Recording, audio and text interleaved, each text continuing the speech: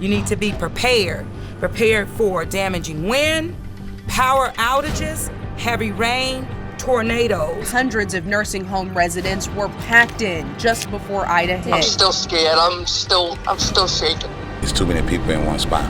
Reeking of urine and feces. She says she's in hell. A brittle diabetic who hadn't eaten. It's way good. I just want to know she's okay.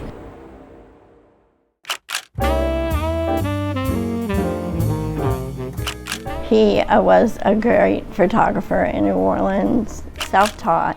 When he was very young, he would develop his pictures in my mom's bathroom. Michael Terranova, He loved taking pictures of the city. has photographed a who's who of New Orleans legends. The first big thing he did, I think, was taking Morton Anderson's picture for his first poster. The city itself was his muse. Do you miss taking pictures? I miss walking. I was there with a stroke, and I haven't walked in 4 years. He's paralyzed on one side of his body. Mr. Personality trapped in half a body. Makes me cry. But I'm over the crying, and now I'm just into making sure he's taken care of. His family placed him at Maison Orleans nursing home uptown. That is, until August 28th. It was crazy. They were going nuts. It was a mixture of a zoo and an insane asylum. Failure, a domino effect of failures. And who pays the price? It's the residents. Richard Mollett is executive director of the Long-Term Care Community Coalition, a national advocacy group for nursing home residents. He says any evacuation plan to place residents on mattresses on the floor of a warehouse is inappropriate, callous, and cruel. It was frankly shocking to me, even after all these years, to read those reports and see what was going on online because of the foundational risk that residents were being put into. Records show the state was aware of the plan to use the warehouse as an evacuation site. 2 days before the storm touched the coastline, health inspectors documented residents were on their way to the facility by the hundreds. August 27th. At 2 p.m., an unidentified state health inspector goes into the warehouse complex. Their survey report paints the picture of a well-stocked facility with enough supplies to care for 700 nursing home residents for 7 days. 843 would ultimately end up there. I don't know where else I could have put us, but it had to be better than that on the floor of a warehouse. 911, what's your emergency? August 28th. The day before Ida hits begins with a call to 911 from a resident at the warehouse saying she thinks she's been kidnapped. 3:30 p.m., the director of operations at the warehouse tells the health inspector she expects to admit 843 residents. Ambulance after ambulance arrives. Oh my God, and we had to keep pushing the patients over tighter and tighter to fit everybody in. 4:28 p.m., inspectors interview 3 residents. They all say, so far so good, and that their needs were being met. But that wouldn't last. August 29th, as Ida approached Tangipahoa Parish, conditions inside deteriorated quickly. The electricity kept going off. Generators struggled to keep up with air conditioning, and text messages later reveal it wasn't adequately powering chillers for residents' oxygen tanks. The staff struggled to keep up too.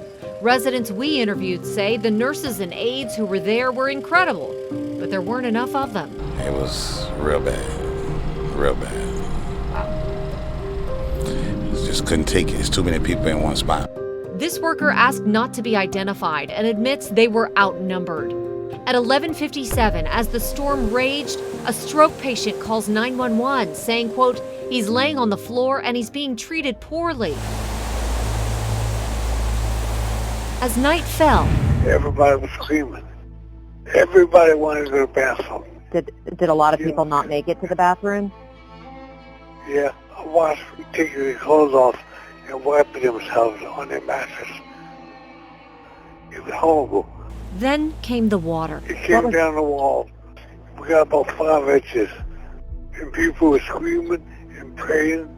The floor filled with water in this building, and many residents were unable to get off their mattresses. I kept thinking all night, I wonder what it feels like. Drown? to drown.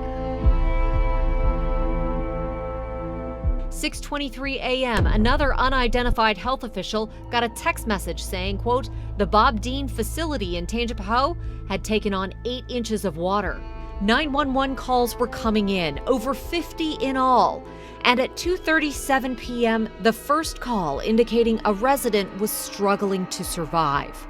I kind of figured it was going to happen for the conditions that we were in. I expected it.